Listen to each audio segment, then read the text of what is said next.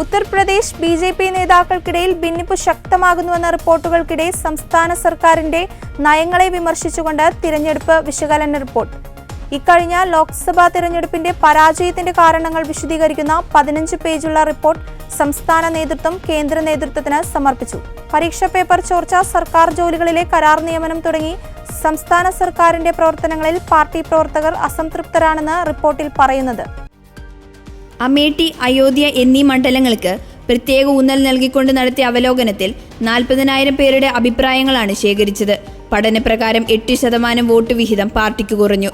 പ്രധാനമായും 6 കാരണങ്ങളാണ് റിപ്പോർട്ട് ചൂണ്ടിക്കാണിക്കുന്നത്. സംസ്ഥാന ഭരണത്തിലെ വീഴ്ച, ഭരണതലത്തിലെ ഇടപെടൽ, പാർട്ടി പ്രവർത്തകർക്കിടയിൽ അതൃപ്തി, അടിക്കടിയുള്ള ചോദ്യപേപ്പർ ചോർച്ച, സർക്കാർ പദവികളിൽ കരാർ തൊഴിലാളികളെ നിയമിക്കൽ, സംവരണത്തിലെ നിലപാട് എന്നിവ ഇതിൽ ഉൾപ്പെടും. കഴിഞ്ഞ 3 വർഷത്തിനിടെ 15 ചോദ്യപേപ്പർ ചോർച്ച കേസുകളാണ് സംസ്ഥാനത്ത് റിപ്പോർട്ട് ചെയ്തിട്ടുള്ളത്. സർക്കാർ ജോലികളിൽ കരാർ തൊഴിലാളികളെ കുത്തിനിറച്ചതും പ്രതിപക്ഷത്തിന്റെ ആരോപണങ്ങളെ ശക്തിപ്പെടുത്തിയെന്നും നേതാക്കൾ പറയുന്നു. ഉപമുഖ്യമന്ത്രി കേശവ് പ്രസാദ് മൗര്യ ഡൽഹിയിലെത്തി കേന്ദ്ര നേതാക്കളോട് രാജ്യസന്നദ്ധത അറിയിച്ചു. സംഘടനാ തലത്തിൽ പ്രവർത്തിക്കണമെന്നും മൗര്യ അറിയിച്ചു. ഇതിനു പിന്നാലെയാണ് റിപ്പോർട്ട് സമർപ്പിച്ചത്.